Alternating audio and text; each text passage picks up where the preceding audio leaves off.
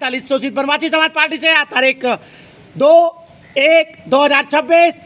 आज मुझे ये कहते हुए आपको बताते हुए प्रसन्नता हो रही है कि इस शीर्ष शासन धरने के पूरे 2 वर्ष हो चुके हैं। समय का पता भी नहीं चला कब 2 वर्ष गुजर गए। बेसिक ये धरना आप लोगों के प्रेम की वजह से, आप लोगों के प्रोत्साहन की वजह से चल रहा है। बहुत से लोग हैं जो मुझे सुनना पसंद करते हैं और मेरी हौसला अफजाई करते हैं, वरना तो कोई आप ये देखिए प्रशासन की तरफ से कोई सुनने वाला नहीं, कोई कहने वाला नहीं। एक लोकतांत्रिक देश में आप जो हैं अपनी मांगों के लिए धरना प्रदर्शन का रास्ता अपनाते हैं राजनीतिक दल। वही रास्ता मैंने भी अपनाया, शांतिपूर्ण रास्ता, जो कि एक लोकतांत्रिक देश में जो है अपेक्षित है। शांतिपूर्ण धरना, मांग कोई नहीं मान रहा मेरी, कोई पूछ नहीं रहा, लेकिन मुझे इसका कोई अफसोस नहीं। भगवान कहते हैं गीता में, आपसे कर्म कर सकते हैं, फल जो है ईश्वर के हाथ में है, आपके हाथ में नहीं। निस्वार्थ भाव से मैं अपनी राजनीतिक लड़ाई को लड़ रहा हूँ। अपने जो मुद्दे हैं राजनीतिक, उनके लिए आवाज़ उठा रहा हूँ और अपेक्षा करता हूँ कि जो है उत्तर प्रदेश सरकार या माननीय न्याय कोर्ट जो है मेरी मांगों को सुने।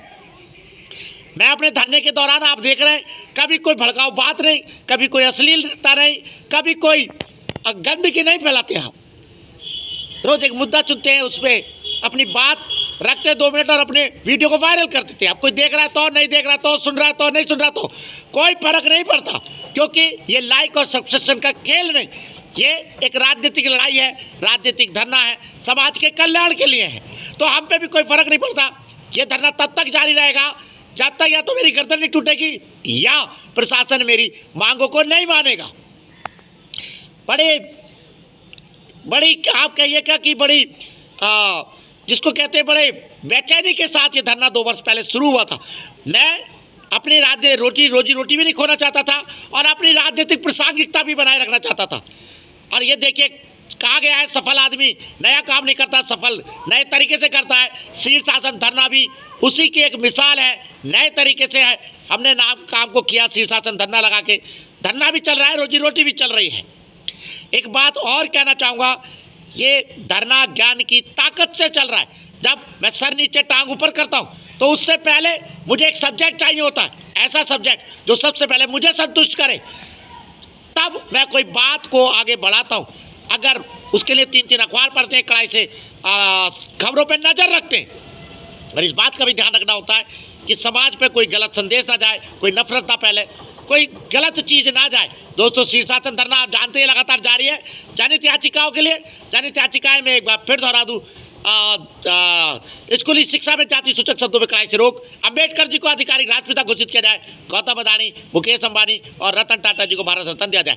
यूट्यूब चैनल आप जानते हैं सत्यप्रिय सक्सेना के नाम से है, लगता है बढ़ाइएगा, सब्सक्राइब कीजिएगा। ये शीर्ष शासन धरना न भूत तो न भविष्य तो, न कभी हुआ न कभी होगा, क्योंकि ये ज्ञान की ताकत से चल रहा है। सीखने वाले राजनीतिक के जो बच्चे हैं या जो नौजवान हैं, बहुत कुछ सीख सकते हैं।